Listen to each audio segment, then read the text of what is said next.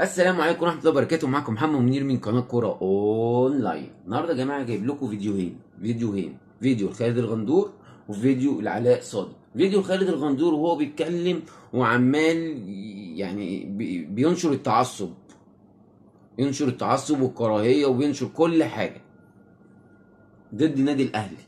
أي حد ضد يعني عايز يعمل أي حاجة في النادي الأهلي هو معاه، وبيدعموا من المنصب الإعلامي بتاعه، المنبر الإعلامي بتاعه، إذا كان في قناة الزمالك أو مع في الراديو أو مع سيف زاهر، منتشر متوغل.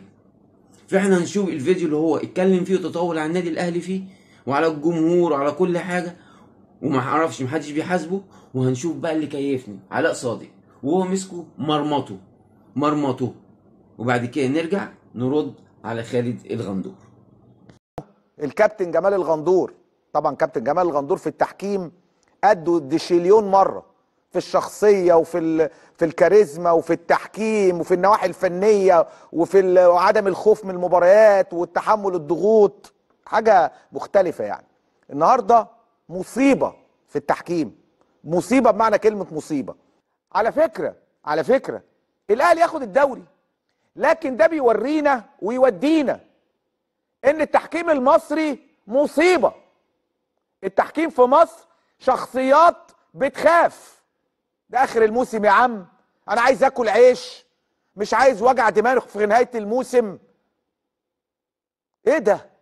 ايه الفجر التحكيمي ده يا جماعة؟ حاجة مش معقولة. الماتش اللي فات هدف لفيوتشر لأحمد عاطف يتم إلغائه، تمام؟ رغم ان الصورة واضحة. احمد الغندور اللي انا اعرفه كويس واعرف انتمائه كويس واعرف ان كوارث في ماتشات الزمالك، احمد الغندور كوارث في ماتشات الزمالك. تعالوا كده شوفوا ماتشات الزمالك، كم ماتش للزمالك كده مع احمد الغندور، وشوفوا الكوارث اللي بتبقى للزمالك بيحسبها او ما بيحسبهاش على الزمالك، تحس انه بيخسر الزمالك. وتعالوا شوفوا احمد الغندور الحكم المفضل لدى النادي الاهلي، حكم مفضل. بولي في الشوط الاولاني ضربه جزاء تقديريه للحكم، والفار طبعا كابتن حسام عزب حجاج. طبعا يا عم عايزين نعيش. هو الاسماعيلي عادي يا عم، الاسماعيلي ايه يعني ده؟ لكن الاهلي انا نهار ابيض، الاهلي والسوشيال ميديا، احنا عايزين نكمل في التحكيم. مش معقوله ايه الحالات دي يا جماعه؟ ايه ده؟ ازاي يتم الغاء؟ النهارده الاسماعيلي ممكن ينزل لدوري الدرجه الثانيه، وان شاء الله مش هينزل، مش زي الجماهير اللي راحت النهارده وبتقول للاعيبه الاسماعيلي هينزل. النهارده محمد حسن بعد الماتش بيقسم بالله ان الكره ما جت في ايده خالص، بيقسم بالله. النهارده باهر المحمدي جمهور وراه في ظهره، هينزل، راح معترض وبيقول لهم لا مش هينزل. راح محمد هاني حامي الحمى، راح جاي على باهر محمد، ما تتكلمش مع جمهور الاهلي يا جامد يا محمد هاني يا جامد انت. فالكابتن احمد الغندور يدي باهر محمد انذار ويدي محمد هاني انذار. وهنشوف رابطه الانديه هتعمل ايه مع الجمهور، ويقول لك ما بيروحوش الاسماعيليه ليه؟ احنا مالنا؟ اصله الامن. طب والامن انت مالك ينزل وما ينزلش؟ انت مالك؟ ما تخليك مركز مع فرقتك، مش انت اول الدوري؟ فجر تحكيم يا جماعه، حاجه بجد والله. ايه ده؟ كنت 1,000,000%. ويجي وادي الشطار بس. هي في افريقيا الحكام بيظلمونا، في مصر الحكام بيظلمونا، زملكه الدوله، التحكيم اللي معرفش ايه، حكام الاحتواء، اي كلام في اي كلام.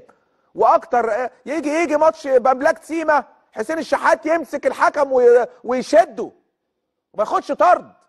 بملكه سيما ده وحش قوي، ده كان هيبقى ضدنا. ايه يا جماعه ده؟ بجد والله حاجه مش طبيعيه. في النهايه انتم ايه علاقتكم اساسا بقى بالبني ادمين؟ ايه علاقتكم باي بني ادم باي حاجه؟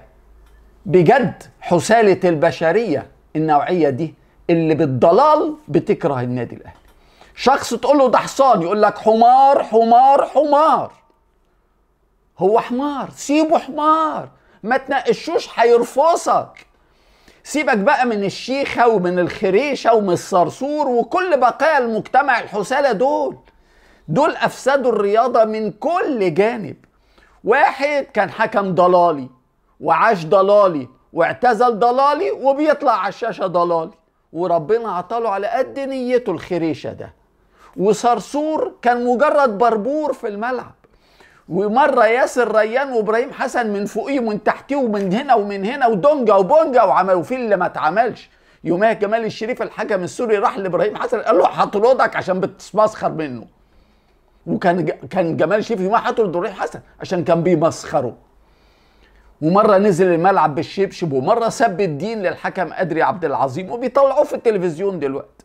والتالت عيل صايع شغلته قفاص المانجا، ملوش غير عيل صايع بمعنى صايع، شغلته قفاص المانجا وافتكر نفسه بني آدم، وهو في الأول وفي الآخر شيخة. هتعمل إيه؟ أدي النوعية اللي بتتطاول النهاردة على النادي الأهلي. الحمد لله النهاردة جمهور الأهلي. ورجعنا لكم تاني بعد ما سمعنا علاء صادق وهو مرمط خالد الغندور. انا عايز افهم، وانت مالك خالد الغندور؟ التحكيم ده انت المفروض تتحاسب على الكلام اللي انت بتقوله ده، والله المفروض تتحاسب. يعني ايه فجر تحكيمي؟ يعني ايه بيقول فجر تحكيمي؟ ده سيد عبد الحفيظ كان بيتكلم كلمه كان بيتوقف، كلمه اشاره كان بيتوقف، اي حد يتكلم عن التحكيم كان بيتوقف. وهو الاعلامي ده ايه؟ فين المجلس الاعلى لتنظيم الاعلام وهو بيطلع يقول لك فجر تحكيمي؟ فجر تحكيمي ايه يا غالي غندور؟